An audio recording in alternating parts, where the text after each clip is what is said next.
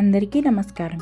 ఈరోజు మనం ధనుర్మాసం పూజ తేలికగా 30 రోజులు ఎలా చేయాలి, ఎలాంటి విధంగా పూజ చేస్తే మన కోరికలు తొందరగా ఫలించి దేవుని అనుగ్రహం పొందుతాం వంటి విషయాలు ఈ వీడియోలో చూద్దాం.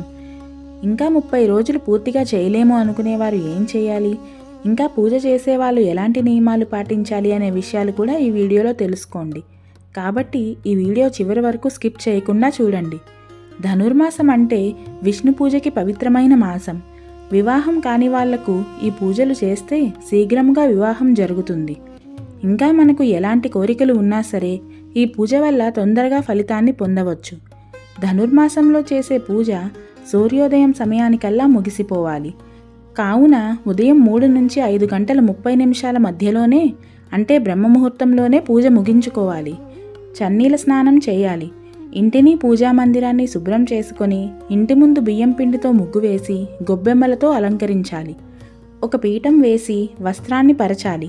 నలుపు వస్త్రం కాకుండా పసుపు ఎరుపు వస్త్రాన్ని వాడాలి. విష్ణుమూర్తి లక్ష్మీదేవి ఉన్న ఫోటోలను పెట్టుకోవాలి. విష్ణుమూర్తి ఫోటో లేకపోతే శ్రీకృష్ణుడు వెంకటేశ్వర స్వామి ఫోటోని అయినా పెట్టుకోవచ్చు.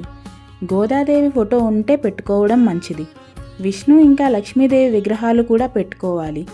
పూలతో మండపాన్ని చక్కగా అలంకరించుకోవాలి. దేవుని పటానికి తులసిమాల వేసుకోవాలి. నైవేద్యంగా పొంగలిని సమర్పించాలి. ముందుగా ఆదిదేవుడు అయిన గణపతి పూజతో ప్రారంభించాలి.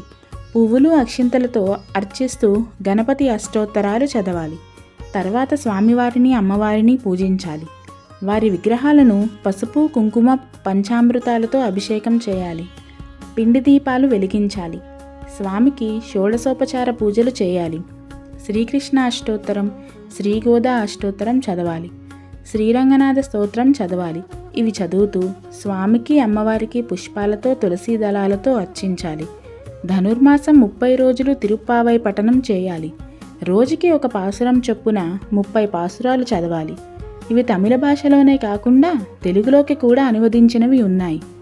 చదవడం రానివారు ఆడియో పెట్టుకొని వినవచ్చు. తర్వాత మంగళహారతిని ఇచ్చి పూజ ముగించాలి. ప్రసాదం తిని కుటుంబ సభ్యులతో కూడా పంచుకోవాలి. ఇప్పుడు పూజ చేసినప్పుడు పాటించాల్సిన నియమాల గురించి తెలుసుకుందాం. చన్నీళ్ళ స్నానం చేయాలి. ఆరోగ్యరీత్యా చేయలేని వారు గోరువెచ్చని నీటితో చేయవచ్చు. తప్పకుండా బ్రహ్మముహూర్తంలోనే పూజ ముగించుకోవాలి. పూజ చేసిన రోజు మాంసాహారం తినకూడదు. తప్పకుండా బ్రహ్మచర్యం పాటించాలి. ఆ రోజు ప్రసాదాన్ని బయట వారికి కూడా తినిపించాలి. అన్ని రోజులు తులసి దగ్గర ముగ్గు వేసి పూజ చేసి దీపాన్ని వెలిగించాలి. ఉదయం సాయంత్రం దీపారాధన చేయాలి. వీలైతే నేలపైన నిద్రిస్తే మంచిది. రోజంతా ఓం నమో భగవతే వాసుదేవాయ నమః అని విష్ణునామస్మరణ చేయాలి. ఇతరులను దూషించడం, వారి గురించి చెడుగా మాట్లాడటం వంటివి చేయకూడదు. ఎప్పుడూ కూడా శ్రీమన్నారాయణను ధ్యానించుకుంటూ ఉండాలి. వీలు ఉన్నప్పుడు వైష్ణవ ఆలయాలని సందర్శించాలి. మరి పూజ 30 రోజులు చేయలేము అనుకునేవారు కనీసం 15, 8, 6 లేదా కనీసం 1 రోజు అయినా పూజ చేసుకోవాలి.